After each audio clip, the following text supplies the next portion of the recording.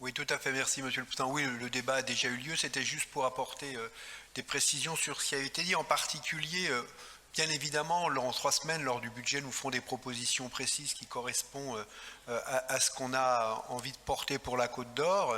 Elles le permettront dans le contexte budgétaire qui a été décrit aujourd'hui. Bien évidemment, c'est pas, et j'ai entendu certains de nos collègues exprimer le fait qu'on pourrait avoir des propos on peut tout promettre, hein. La vraie question aujourd'hui, c'est justement celle de transparence et de réalisme et de responsabilité. Absolument. Parce que sinon, on s'engage sur une route très dangereuse, celle de la colère, celle de l'incompréhension.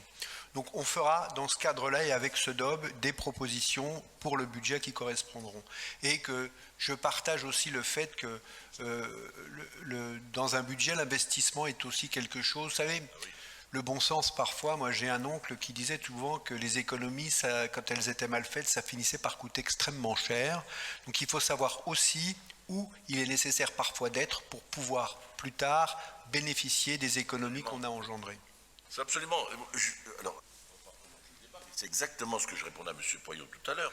Même les investissements qu'on fait en interne, que M. Poyot a décrit, ce sont des investissements d'avenir. C'est-à-dire pour dépenser moins, en énergie, pour être plus respectueux évidemment de l'avenir de la planète, avoir moins de locations, avoir moins de frais financiers. Donc vraiment, c'est de la dépense objectivée. Et d'ailleurs, je n'étais pas obligé de vous faire un rapport aussi exhaustif que celui que je vous ai fait sur l'organisation. Mais je l'ai fait parce que, comme vous le dites vous-même, il faut être très transparent.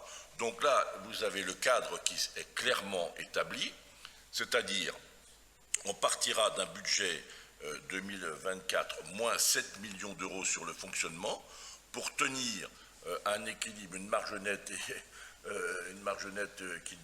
qui sera flat, qui sera donc nulle, hein, et nous voulons maintenir un niveau d'investissement de l'ordre de 95 millions pour éviter le choc, parce qu'évidemment, ce sont derrière des TPE, des PME, vous avez eu le climat économique, et je le dis, il faut dans ces coups de temps-là avoir des budgets contracycliques pour ne pas fragiliser nos indicateurs et se retrouver en situation extrêmement difficile de quasi-faillite. Il faut impérativement qu'on maintienne la dépense dans les limites pour les 3 prochaines années de 0,8% d'augmentation. Voilà, le cadre, il est très clair.